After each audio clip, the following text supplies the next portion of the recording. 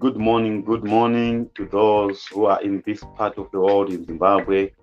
Good evening to those where it is evening. And in short, how are you all? Welcome again to another episode of Hot Eyes Show. Today in Zimbabwe, on the 1st of July, people they remember Joshua Nyongolo Mqabuko Nkomo, who was born on the 19th of June 1917 and died on the 1st of July 1999.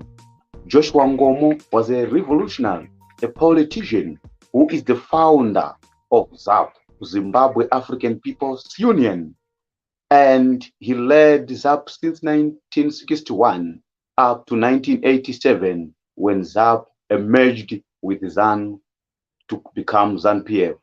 Now people they know of ZANU-PF as the ruling party in Zimbabwe. Before 1987, it was not called ZANU-PF, it was only called ZANU. So Nkomo, we cannot talk about the history for struggle for liberation in Zimbabwe without talking about Nkomo. Nkomo is the key figure of the second Chimurenga. Last time we had a reflection on the life of Robert Gabriel Mugabe. We later on have the reflection on the life of Morgan Richard Tsvangirai. Today, we are going to be reflecting on the life and legacy. This is the 25th year after he passed. That's why the title of our program today is Silver Jubilee Memorial Anniversary of Joshua Nyongolo Nkomo Nkomo. Together today, I am with an upcoming, vibrant young leader who is destined to be someone, and his name is Lenon Takudzwa Mazuru. So he'll be helping me to reflect on the life and legacy of Joshua Nyongolo Nkomo, telling us as young people, what can we learn from his life? What can we learn from the struggle? What can we learn from whatever he did for this country? So we can watch one of the rallies he addressed in 1985 when he was still not in ZANU-PF, when he was complaining about the governance of ZANU of that time. Then afterwards, we can have a reflection. And this program is being done in memory of Joshua Nyongolo Nkomo, who will be celebrated tomorrow. I think the government of Zimbabwe should think of making that day a holiday, because that man suffered a lot, sacrificed a lot for this country. As usual, for you not to miss any program from Humanist TV Africa, subscribe to our YouTube page, subscribe to us on Facebook, on TikTok, get hold of us on email at info@humanisttvafrica.com, or contact us on the WhatsApp number which is on the screen, or even visit our website www.humanisttvafrica.com. For the video you are going to watch, the first 3 minutes it will be silent. You start to hear Nkomo speaking on the 3rd minute. So those 3 minutes is just a moment of silence in remembering a gallant son of soil, Joshua Nyongolo Nkomo Nkomo.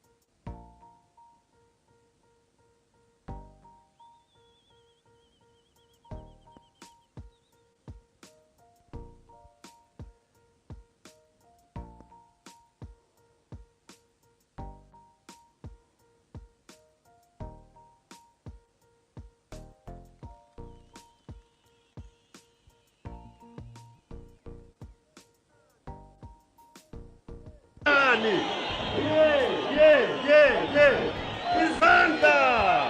Inkunzi emnyama! Yalani lenze njalo phela!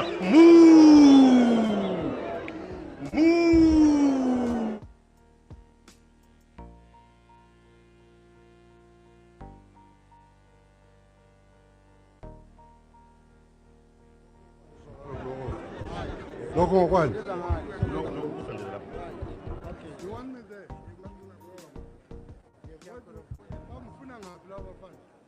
Where do you want to be? Just here. It's okay. Yeah, lalelani ke siyake sivume ingoma lapha lizwile nomungantshelanga nyamazwa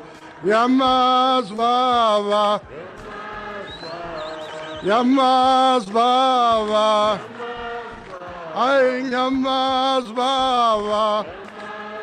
ay nomungantshelanga mina nyamazwa mina ngibone buthongweni mazwa ay nyamazwa ay ungazuntshaye nyamazwa ngene nyamazwa mina ngibone buthongweni mazwa ay nyamazwa ay nyamazwa mina nyamazwa liyamazwa baba inkunzi enjani ebhonga kunyiki ethi ngapha kahleni. Now that Zimbabwe is free and independent, the priority is now nation building, social and economic progress. We cannot move forward if we were divided. We have to work as a nation together. Zimbabwe has people of various colors, but they are one. They speak different languages, but they are one. They have different backgrounds, but they are one. Once we all understand that, once we give our best to our country, Zimbabwe is a wonderful country. We have resources. We have natural resources. We have human resources, as are not known in many countries.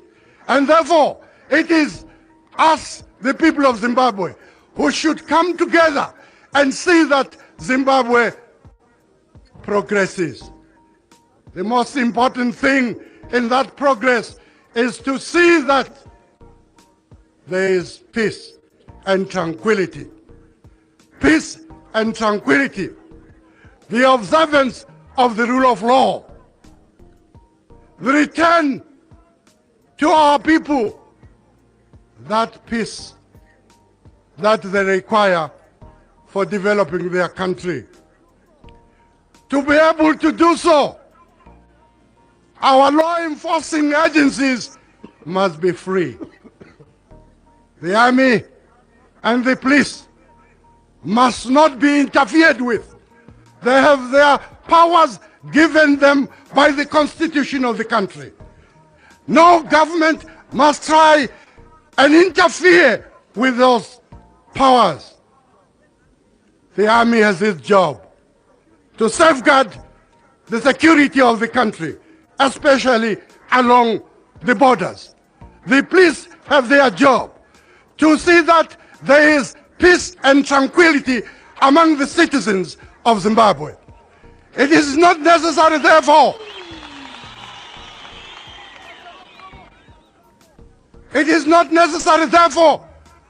to have the police answerable to political parties. If the police have been and the army have been interfered with to this day, as we, as ZAPU, are certain will be in government as from next month. I want to assure you here that the army and the police will be left to do their respective duties without interference from the government of PF ZAPU. That there have been a number of little groupings who have usurped the powers and the functions of the police, you can be certain that those groupings will be removed. If those young people want to be in the police force, let them join the Zimbabwe Republic Police. No other little forces outside that main and the only constitutional force of this country.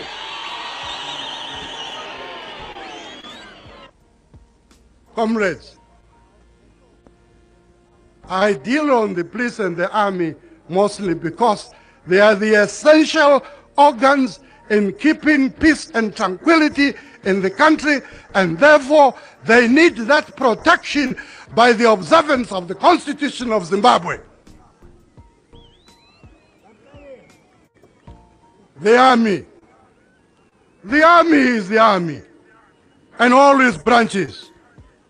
There is no need for additional little political groupings. If you believe, as members of ZAPU, that when ZAPU is in power, you too will have your own little private armies, I say to you today, no. No private army. If, as you may have seen, there are little groupings of youths, political groupings of youths of political parties who have usurped the powers and the functions of the police. If you believe when ZAPU is in power, you too will indulge in police work, then let me tell you, you are not going to do it outside the police force of Zimbabwe, outside the Zimbabwe Republic Police. Ofuna ukuba lipolisa kangena emapoliseni.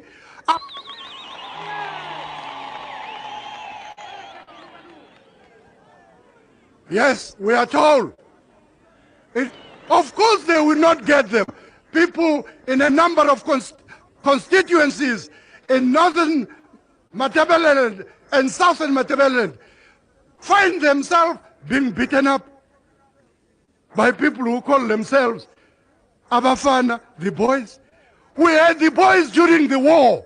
The war is over. There is nobody who can claim to do these stupid things, the dissidency in the name of ZAPU. We know that they are agents of ZANU-PF. I've told them that. Let these criminals get out of these provinces now, and let us have a free and fair election, undisturbed by young people who have no respect for their parents, who have no respect for their country, who do evil things in the name of a party that is dedicated to peace and tranquility, and that is PF ZAPU. I say to you now, if you come across those men who call themselves boys, get hold of the buggers, get your spears, spear them up, and call the police. You spear them and call the police. Don't do it without informing the police. Never mind, the police have been interfered with. We know that, but they know their job. Anything you do, don't do outside the police. It is vital. If there must be peace in this country, there must be that body which must keep that peace, and that body is the Zimbabwe Republic Police. Peace. He said he is asking the people in Matabeleland, why? Is it war? Is it peace? A prime minister of this country to ask this question? Does he not know that the war ended in No, not 89. 79. In 1979. That was the end of the war. We are dedicated to peace. If only ZANU-PF will withdraw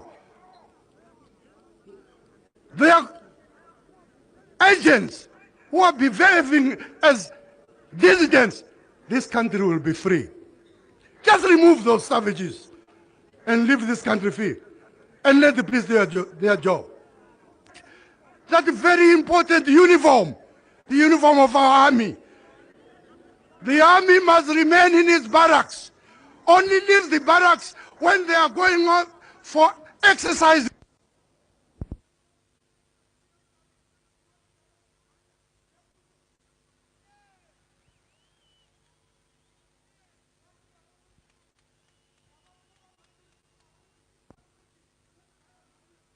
The video goes on, but this was Joshua Nyongolo Nkomo Nkomo addressing a rally in 1985. The video goes on. It just muted shortly, but it's going on. Keep watching, viewers of what I saw.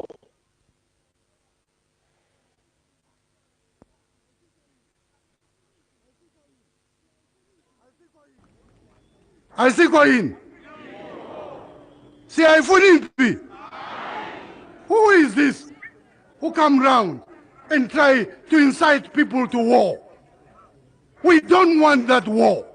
We want peace, and peace must prevail. And therefore ZAPU has a duty to take over this country, to see that peace prevails in this country. To see that there is rule of law. To see that there is respect for individual rights. Abantu be Zimbabwe have their individual right. They are protected to join any organization that they want. They are protected by this constitution.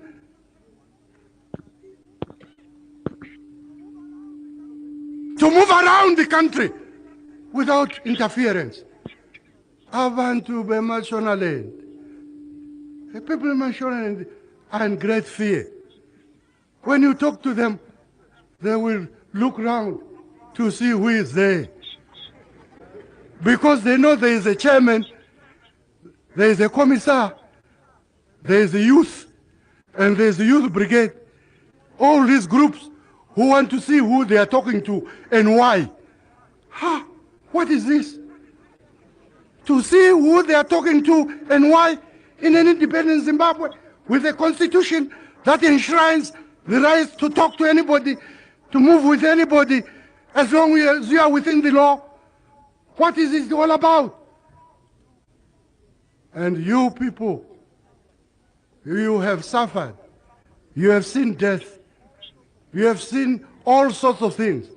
But you have not seen yet what is happening in that part of Zimbabwe, where people are subjected to what they call village committees.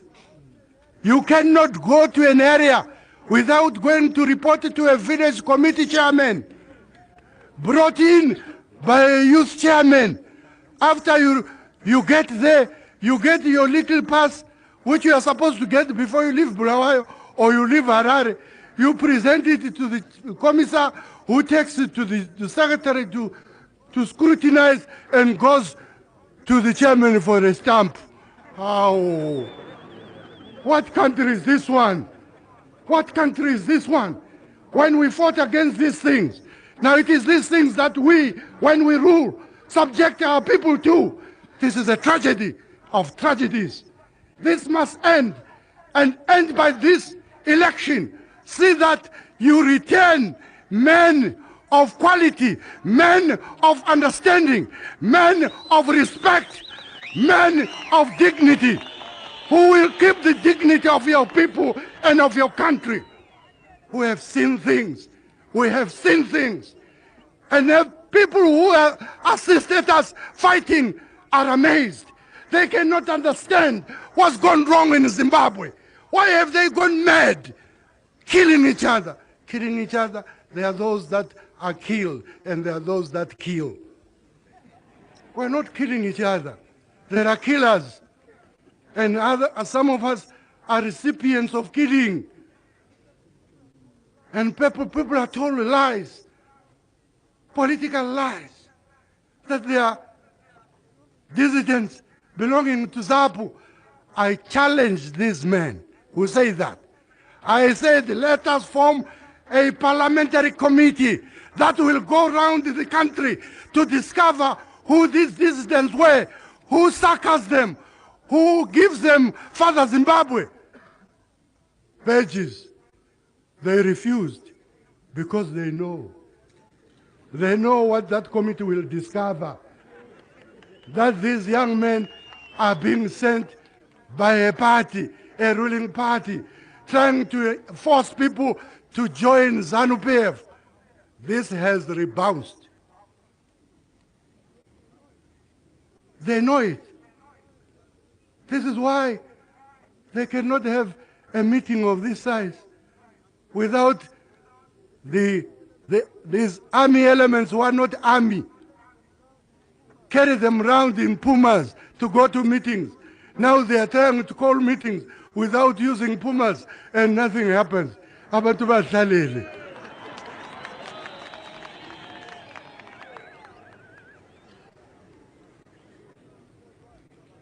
There's one. Now let us look at resettlement. Resettlement. The law for agricultural development, that is grain.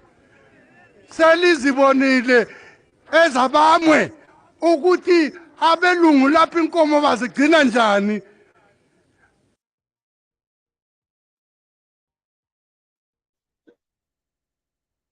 This was Joshua Nyongolo Mqabuko Nkomo addressing a rally in 1985. Nearly 40 years ago, he was complaining about the government of ZANU-PF, what it was doing at that moment in time. By then, it was before Joshua Nkomo joined hands with ZANU of Mugabe in 1987. Joshua Nkomo in 1990, he became the Vice-President of Zimbabwe up to his death in 1999. Joshua Nkomo is well remembered of one of his most important statements, that Zimbabwe will never die, the young people will rescue it. But the question is, all what he mentioned at his rally in 1985, we seem to still have those problems up to this day. Why have been those problems not corrected up to this day? We don't know. Maybe the young people of Zimbabwe failed to take a baton from Joshua Nyongolo Mqabuko Nkomo. As I have one of the young people in Zimbabwe, I didn't give him the chance to talk at the start of the program, but now I'll give him the chance to introduce himself the best way he wants to be known. I just said is Lenon Takudzwa Mazuru. He is also a former spokesperson of Zimbabwe National Students Union, known as ZANU, and he's also the founder and director of Save and Serve Zimbabwe. I think more you can say on your own, my brother Taku, the best way you want to be known. Then after you introduce yourself, then we can have a reflection in memory of our father Zimbabwe. This is the 25th year after he left us. That rally, he addressed it 40 years ago. Thank you. Over to you, my brother. Okay, thank you for having me, Comrade Tauya. Alluded to, yes, I'm Lenon Takudzwa Mazuru, but popularly known as the Mount, and of course, former spokesperson for the Zimbabwe National Students Union, ZANU, and of course, the founder and director of Save and Serve Zimbabwe, and organization which looks more into issues to do with governance and sustainable development in the country. So I think for now that's all. Maybe I can just give it back to Tauya and then see how we can do it. But thank you very much for introducing yourself, my brother. I think you have been watching the video of the rally, which was addressed by Father Zimbabwe in 1985. So, as a young person, I'm sure some of the problems which Joshua Nyongolo Nkomo was mentioning at that rally, we still have those problems: army capture, police capture, and all of those things. It seems Zimbabwe is not yet free. At some point, Nkomo said it comes to him lately that a country can be declared to be free without its people being free. Your reflection: what do you think can be done by the young people of Zimbabwe to emulate Father Zimbabwe? Thank you for bringing it up. So, as everyone was listening to this clip of the rally of Father Zimbabwe in 1985, it's very sad that it has taken us so long with some very problem which Father Zimbabwe was addressing: police capture, judicial capture, army capture, and to have the president of a country who has got a government and openly say, we are the army, we are the police, we are the courts, clearly shows that we have got bloodsuckers in this country, not leaders, because all they do is to cause chaos.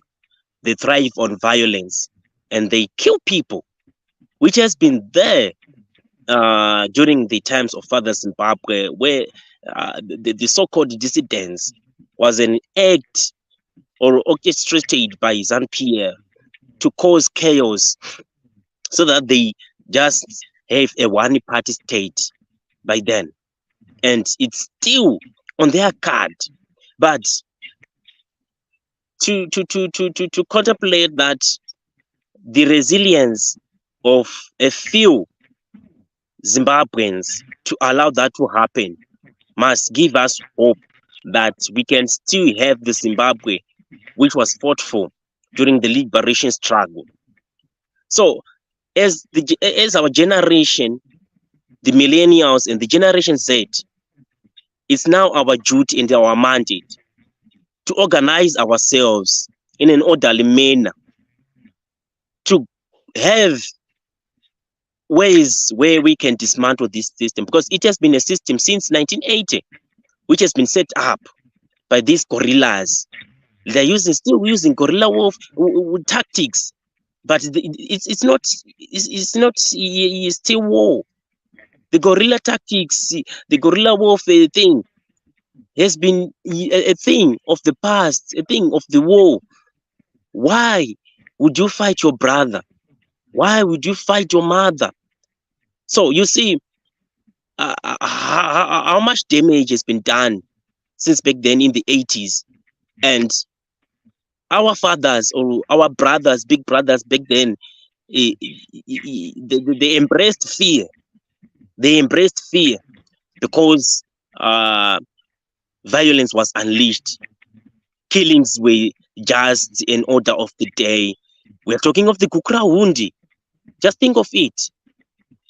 So many, more than 20,000 people in the Ndebele and Midlands region were killed just after independence in 1980. What was the reason for that? So you see, the power mongers, they do anything. So as young people, we now need to look more into the attributes of Father Zimbabwe, who showed the qualities of a good leader. So what differentiates a leader from a politician is the act of service. Father Zimbabwe was convicted to give service, his service to the Zimbabwe from the onset. Since he was detained in 1964 from there, and he was struggling to have a unified Zimbabwe, a Zimbabwe which was not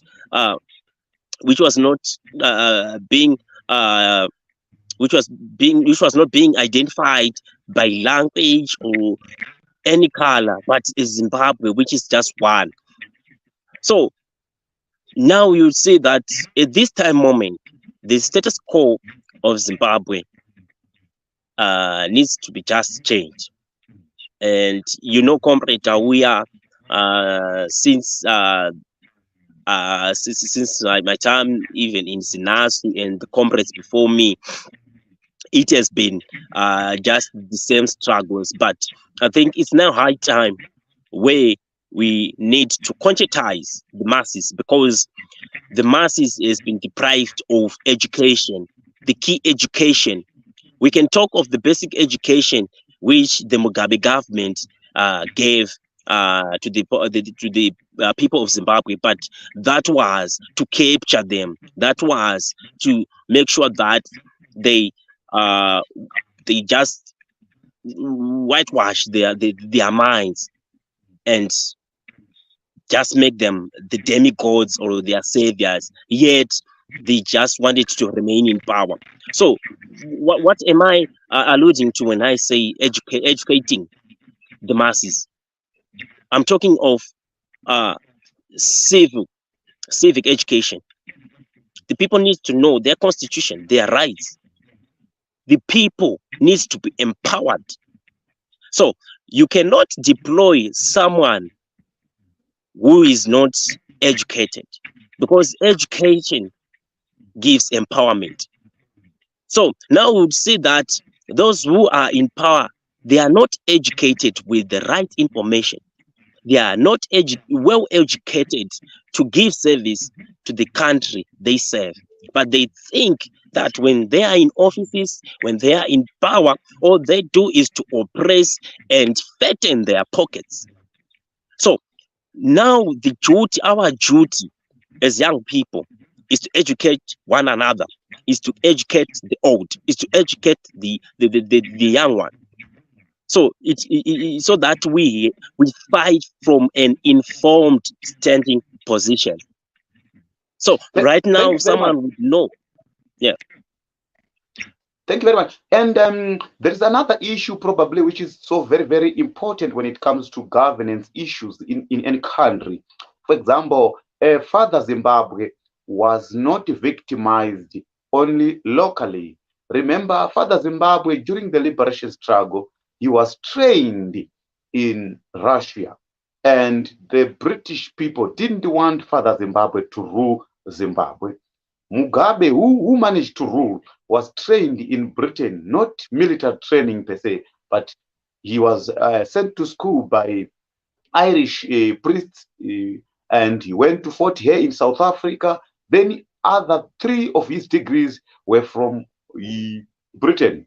And when Mugabe was presiding over the death of over 20,000 people in Ndebele, those in Britain, they didn't say anything, and they didn't listen to the cries of Nkomo. One of the cries which he made on that rally, we just heard. They didn't listen. And what they did, in 1994, they knighted Mugabe. Mugabe was knighted by the British government. So, which means the Father Zimbabwe was a person who was facing resistance from inside and resistance from outside. So as young people, what role has the international community has?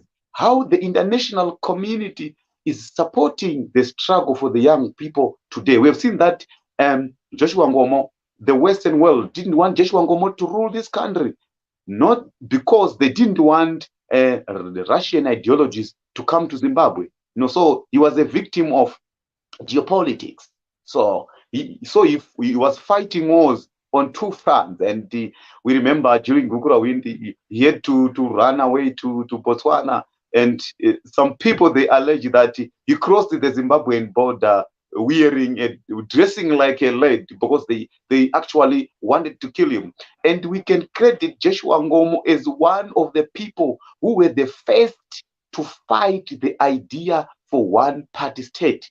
If it wasn't Joshua Nkomo, I think majority of Zimbabweans were prepared to be forced to be into a one-party state. But Joshua Nkomo stood his ground and refused But at the end of the day, in 1987, he had to unite with ZANU, not because he was betraying the struggle, but he wanted to stop the merciless killing of the Zimbabwean people, particularly those from Ndebele North, South, Bulawayo, and some parts of Midlands.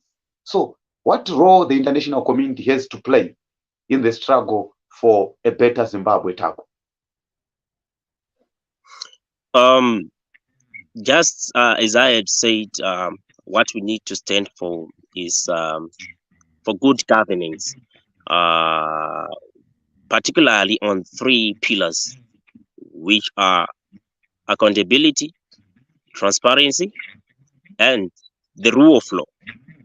So you'd see that these 3 pillars, main pillars, what I call the main pillars, would then make flourish of all other. I'm talking of participation of the masses. I'm talking of the social contract. I'm talking of all other sustainability, the effectiveness and the efficiency of a government in a country when those 3 pillars are being respected. And as you have heard from Father Zimbabwe, that there was no rule of law, and still we don't have rule of law. It needs to be corrected. It needs to be corrected. So if you then see and look at it, that the international community, usually they have got their own preference, and that's so biased. That's why we need to liberate ourselves from such.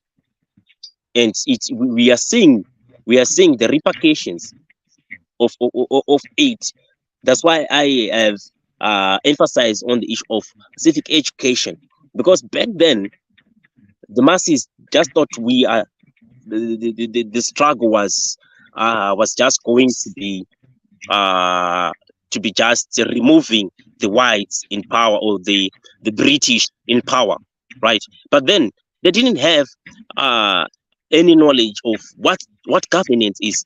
And when they elected the officials into power or into offices, they didn't even do the checks and balances to see whether they were doing their duties, which is number 1 error, which we have even until now, that the electorate cannot ask whom they elected or to question whom they elected. Reasons being because of fear, or because of being called a sellout, what they call mutengesi here in Zimbabwe.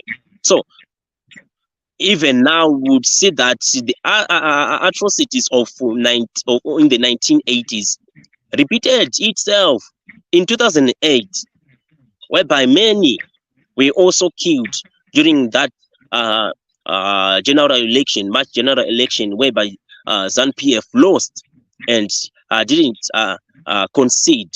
So you would see that now the West started maybe to put on a voice, but back then, if you look at it in the 1980s, they remained quiet.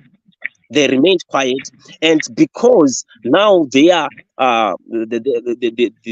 preference dished them and betrayed them when the whites were kicked out of farms. That's when they started to now saying Mugabe is a dictator. So you would see that everything is just bogus from the international community and those who claim that they are saving the people of Zimbabwe, yet they have got their own agendas. We need leaders. We don't need politicians. We need leaders. So you'd see the caliber of those in politics or playing part in politics. They become a politician wants to be served instead of to serve the people. Yet it's different from a leader. The life of a leader is to give service to the masses, to give service to the people, which is lacking from the government of ZANU-PF, which is lacking from the then government of Mugabe, even to the current government of E.D. Mnangagwa at the moment. So you would see that what Father Zimbabwe suffered at the hands of ZANU-PF, Richard Jankrai, Morgan Richard Jankrai also suffered. Nelson Chamisa also suffered. Job Sikala suffered. They are still suffering. We are talking of Jacob Ngarivumi. We are talking of all these frontline leaders who are trying and tried to fight and confront ZANU-PF.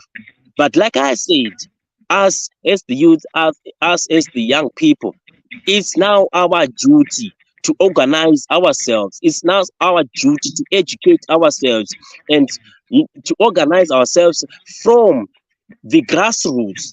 And it needs collective action as we go. It needs collective action to bring in to bring into book what this government has been doing and what it is still doing.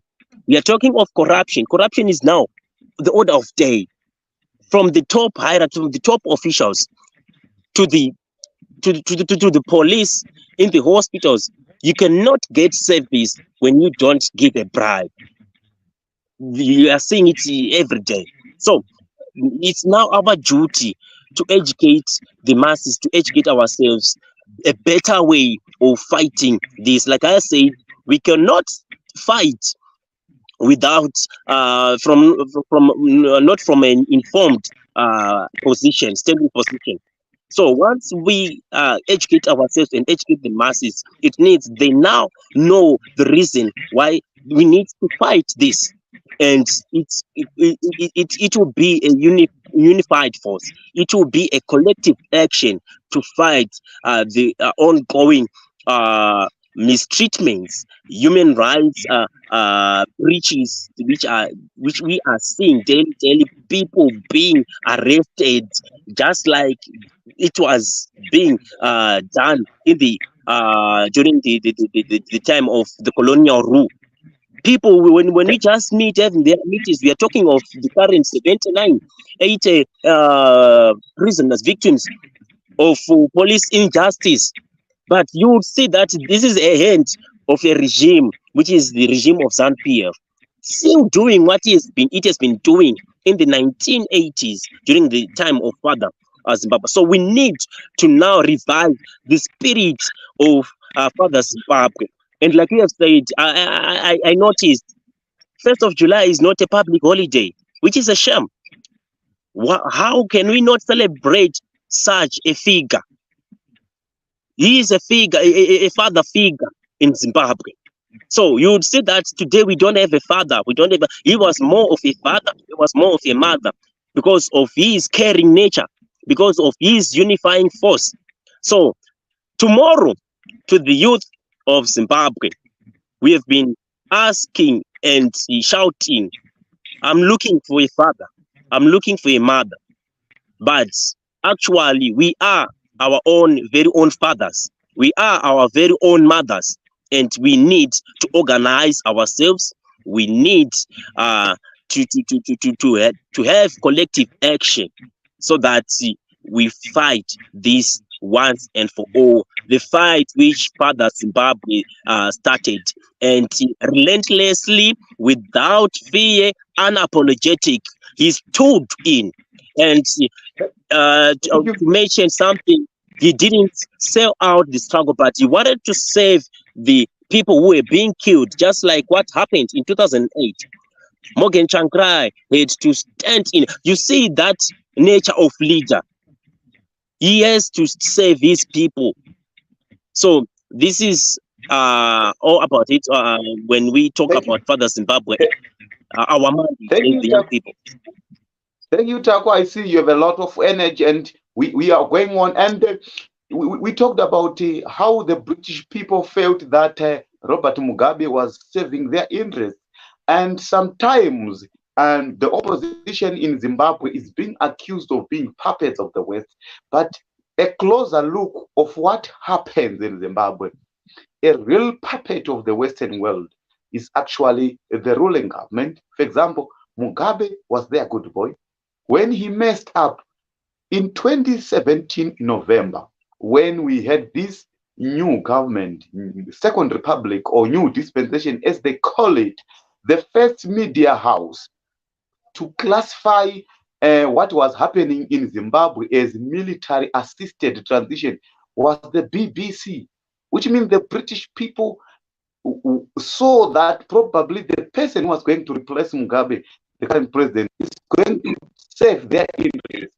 Because how can they say what was happening is a military assisted transition? Because I know some people, they say it was cool. Some people, they say there was breaking of the constitution there. Yes, that one is an argument for another day. But a boggling question is, why should BBC, of all the media houses in this world, should do the PR for ZANU-PF government, which ZANU-PF pretends to be not in good books with Britain? And you talk that people, they should be given civic education. As young people of Zimbabwe, we should look to it that the solutions to save this country is not going to come from the West or the East, but from us. So they should come to help us on our condition, not us on their condition. Thank you very much, Dean Kruger. This is our neighbor in South Africa. He's saying our leaders think that their office is a restaurant. They go to work so that they can eat and become fat. This is our brother, Dean Kruger in South Africa. You have actually put it well. So we should, as young people in Zimbabwe, regardless of political affiliation, regardless of skin color, regardless of ethnic background, regardless of tribe, as exhorted by Father Zimbabwe, we should unite and demand for the Zimbabwe we want, like what our brothers and sisters are actually doing in Kenya. Because if don't, the future generation will judge us harshly for failing to deliver for them. Before we close this program, we have an issue of young people who were celebrating on the 16th of June at Senator Jameson Timber's house. Now they're in remand prison for celebrating 16 June, a day which is well known for the young people, for the children who were in South Africa, who were protesting against the colonial rule. But some people have been arrested for commemorating that particular day. It's a sad situation.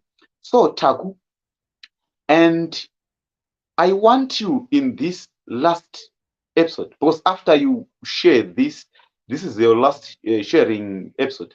After I share this, we will close and we will see a clip on Joshua Nyongolo Nkomo's funeral. Tell us, what's your view on the arrest of Senator Jameson Timber and the other 70 young people who were celebrating the Day of the African Child, which actually inspired by the Soweto uprisings of children in, I think, in 1976, back then.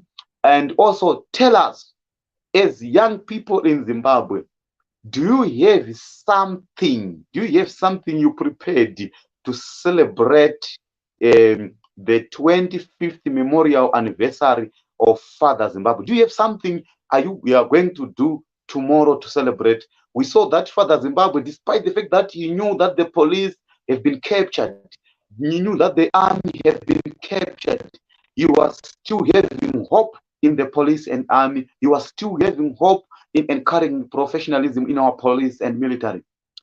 Do you have anything which you want to do to encourage professionalism in our police and army? And I'm sure as Zimbabwean youth, if you want to change things, we have to do them peacefully. We have to do them in a non-violent manner, because history and experience taught us that they don't hesitate to trample on us. You have mentioned all the people who have been incarcerated. Remember, our brother Job Scala have been in prison, and at the end of the day, he was just released. I think he was kept in prison so that people, they can have an election where no one would hold probably ZEC accountable and other institutions. Yes, personally, as a SODA team leader, I have engaged the Zimbabwe Electoral Commission several times, and they were responding. And I'm still in the process of engaging them. And I'm sure you are doing the same with 7SEP Zimbabwe, where I am also the member also in 7SEP Zimbabwe. And I think also you've been doing it during your days at ZANU and other youth organizations. I've been seeing them doing that. So I think it's high time we have a youth Indaba to unite and map the way forward. Make declaration, regardless of political affiliation, color, tribe, or whatsoever. We should unite. So I want to hear your word on Senator Jameson Timba's arrest and others who are celebrating on 16 June. And what do we have for the people of Zimbabwe as a way of celebrating the day for Father Zimbabwe? Tomorrow is the day for Father Zimbabwe. So today is an ideal day to commemorate him. So we are having this reflection as a way of remembering Father Zimbabwe. So it's your final words. I will give the floor to you, and you have something like, I think you can take up to 8 minutes. Then we close at the show. Over to you, my brother. Okay, yeah, it's so sad,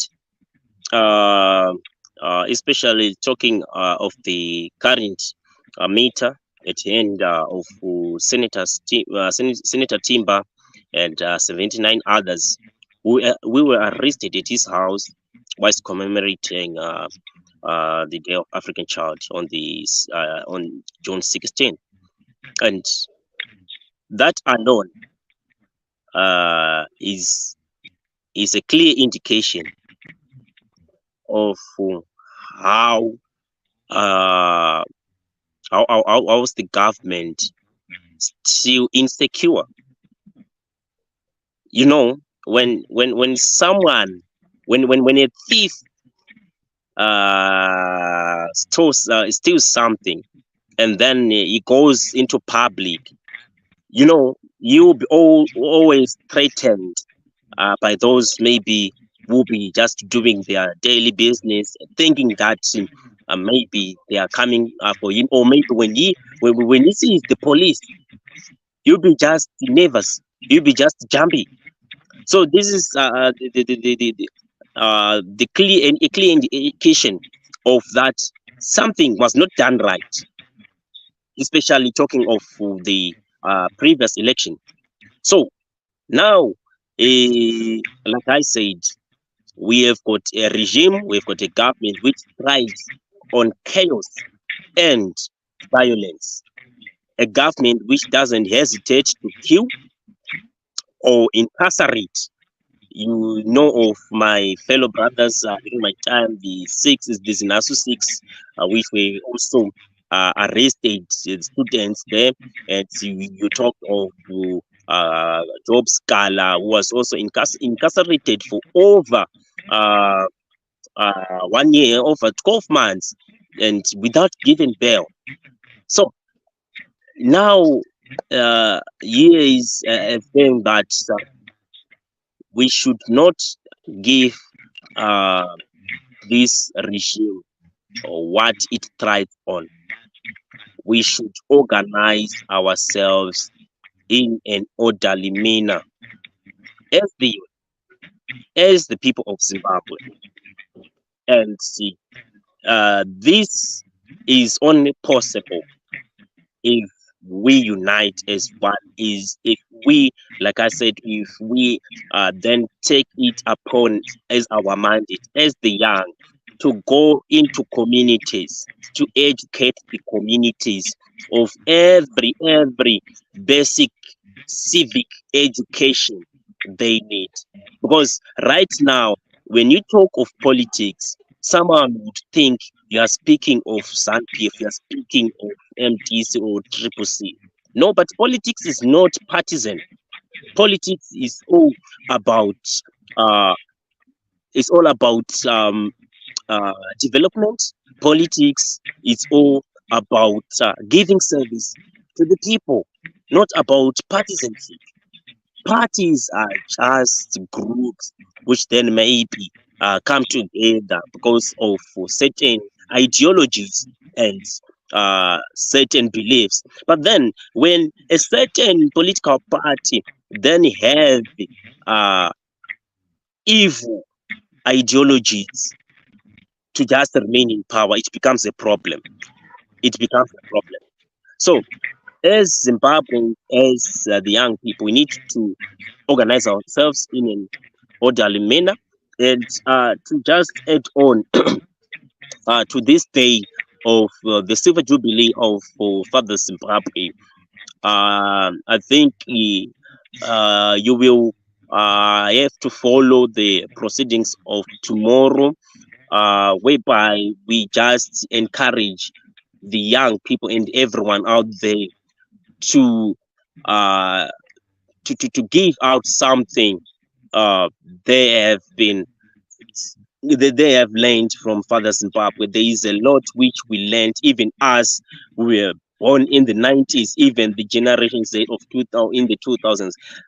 By looking back and reflecting back on the life of Father Zimbabwe, we have got some takeaways. So tomorrow, I'm calling out everyone to use any means you can to just show how much impactful was Father Zimbabwe, how much influential was Father Zimbabwe, and let it be a stepping stone of of achieving what was fought in the liberation struggle.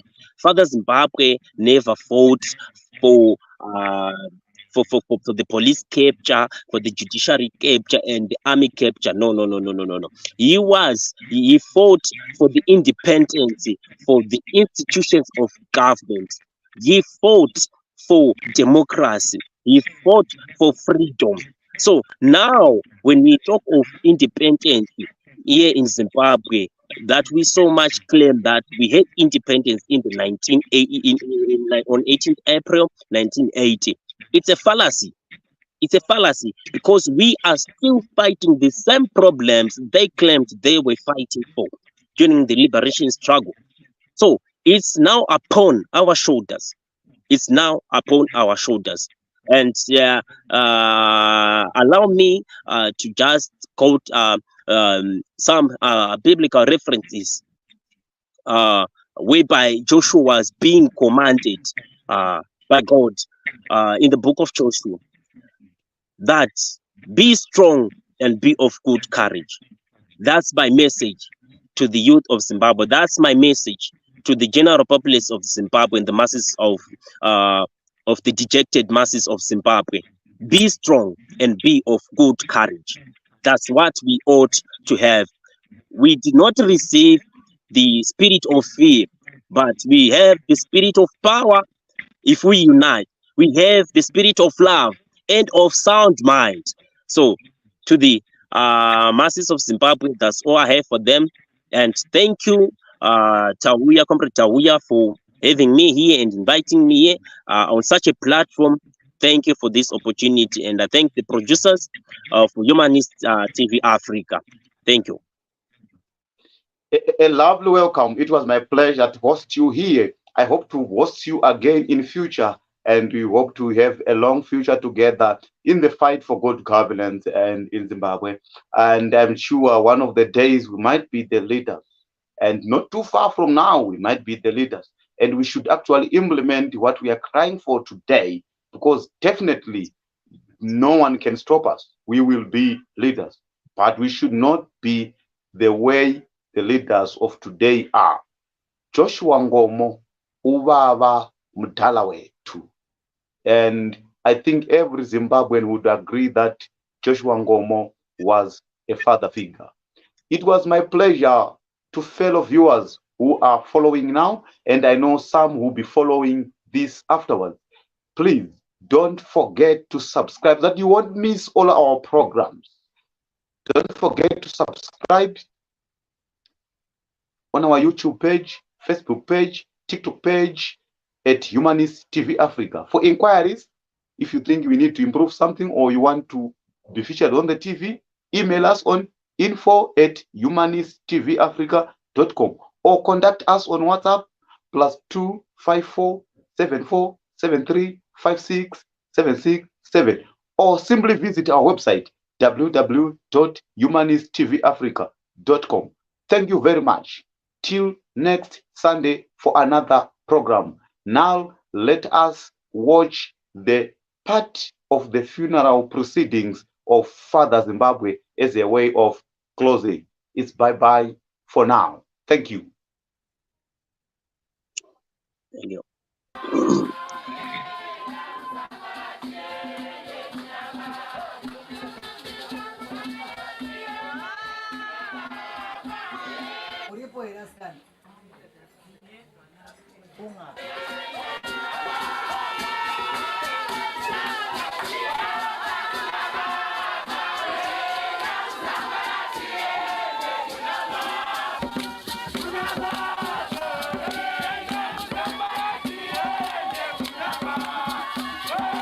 Bereft of a leader, he leaves to us a legacy of unity, a legacy of hard work. We are blessed to have him as a leader, especially here in the region of Ndebele and the region as a whole.